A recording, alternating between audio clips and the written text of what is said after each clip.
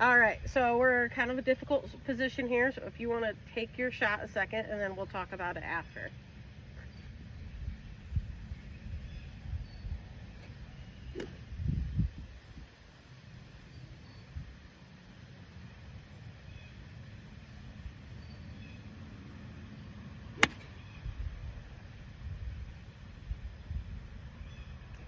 All right, so I'm guessing by your facial reactions that that played out probably a lot better than you anticipated it was going to.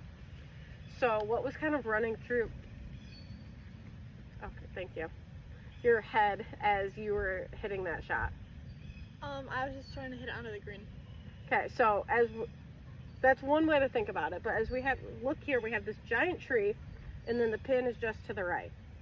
So, I mean, we have a longer green, so you had a right idea of being able to do that, but it may be in the future we have a little bit more of a game plan, rather than just hoping that we can hook it over to the left onto the green. So I'm thinking maybe we take a 7-iron and we punch it down that fairway, because we got super fast fairways here, and then get it onto the green that way. So that was probably, I'm guessing if you were to do this 10 shots doing it from this spot, could you have produced that shot 9 times? Probably not. So being able to, what kind of shot would you have been able to do at 9 out of 10 times from here? Under the tree. Under the tree, or even just the same idea of hitting the fairway over to the right, because the pin's not always tucked in the left like that. Being able to get a little closer onto the green, because we're kind of on the fringe, but having more of a game plan. So thinking even at the end of that swing, kind of holding this just a little bit longer, kind of thinking about it before you just kind of start throwing that club and walking away. Understand what we're going through, and by the time we're walking away, we're done thinking about it and we've moved on to the next shot. Sometimes you like to hold the past with you a little bit and let that influence your next shot.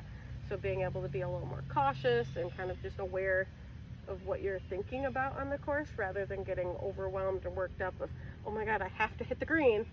We'd always have to hit the green. It's a par 5, the long hole.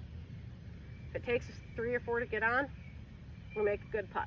We would chip from down there, kind of where that bird's at right now, get on the green, make the putt. And it's still a possible par opportunity, rather than hitting the tree, bouncing down. You never know what's going to happen. So just kind of some thoughts to think about, just being able to figure out what you're doing and be a little more cautious out here.